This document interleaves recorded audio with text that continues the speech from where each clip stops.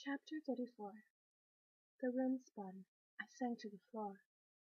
Take away her beauty? I wondered what Skolny might have persuaded me into to preserve my own beauty. Not murder, no. But how much better than Ivy was I, really? Skolny said, I didn't have to threaten anything to persuade her to kill you. Her own jealousy was quite enough. I only had to help her find the courage to do the deed. What will you have her do to cause her own death? He leaned back and stared up at the ceiling. I followed his eyes. The beige had darkened to grey, and the corners were obscured by shadow. Day was waning. My body in gnome caverns was weakening. I felt my pulse slow. He said dreamily, I believe I'll get her highness executed. I sat up straight. How? I'll persuade her to kill someone in the castle. Surely they'll execute her for that. I could hardly make my mouth form the word. Who? I have 3 candidates in mind. Your friend Eugene, the king, and your prince. I jumped up, vibrating with distress. Not Ajori. He began to laugh. Not any of them. I pulled my paring knife from my reticule. I would stop him from doing more harm. He laughed harder, and I knew I couldn't hurt him. When he finished laughing, he said, Of course, His Majesty might do my work for me when he recovers. He might execute her for killing you. But he won't know what she did. He may have heard every word his wife spoke at his bedside. It's happened before.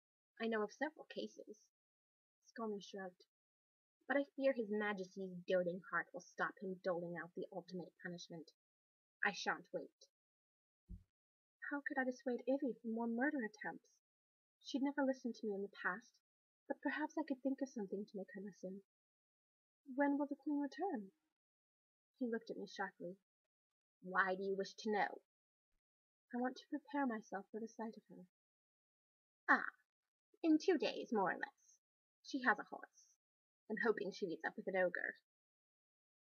If an ogre ate her, she'd arrive here, in the mirror, and everyone else would be out of danger. I thought a way to foil Skolny if she came home safely. If only I could warn Ajori. I tried to will myself out of the mirror, to wherever he might be. If I was an apparition, why couldn't I float where I wanted? Feeling ridiculous, I jumped, and landed hard. Skolny laughed at me. Twilight was almost over. What happens at night? I kept the tremble out of my voice, but I was frightened at the prospect of being alone in the dark with him. Nothing. We wait. Here, waiting is our lot.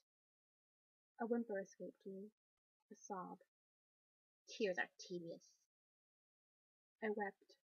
Apparition though I was, I could produce buckets of tears. Ajori would never again comfort me when I cried. I thought of mother and father and Arita and my brothers. I thought of all the songs I wouldn't write and wouldn't sing. I thought of them. But mostly, I thought of Ajori. Ajori. Dear heart. Sweet. Ajori. Dear heart. Sweet. When I finally dried my eyes, I thought dawn would be beginning, but our chamber was as dark as ever. In the dark, where I couldn't see or be seen, I considered beauty and ugliness. My ugliness had persuaded Sir Uli I was part ogre. It had caused people, guests at the featherbed, villagers in Amonta, courtiers and servants here in the castle, to be rude and cruel.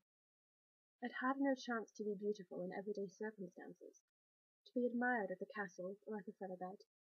Perhaps I would love the admiration, or perhaps it would bring less pleasure than I expected.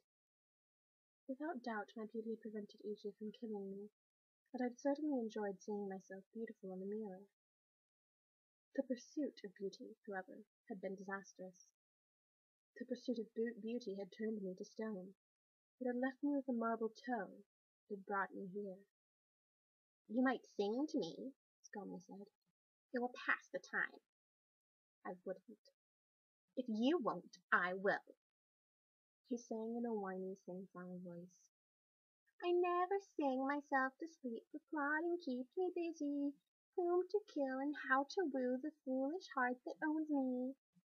I'll stop if you sing. I sang a little. Perhaps solving it would keep him quiet a while. As soon as I began to sing, I felt better, stronger. I'm sharp in ears and weak in eyes, who am I? Thieves love me, though I steal nothing, who am I?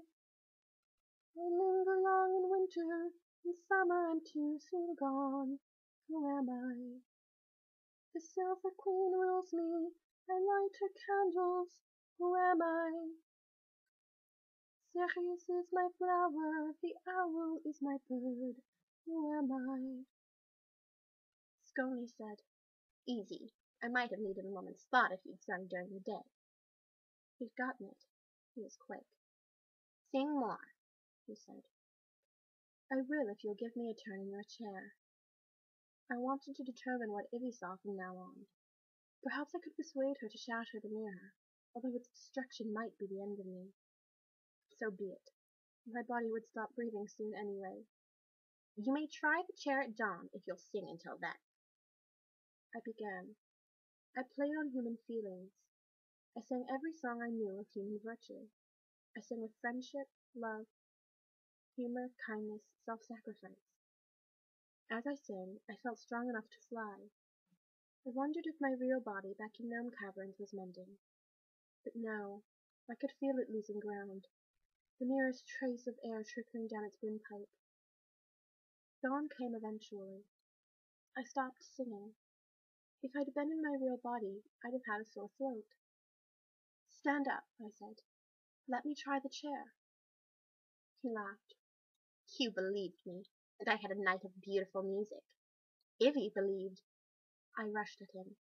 I had to sit in his chair or I couldn't talk to her. I tried to push him off. He tried to push me away.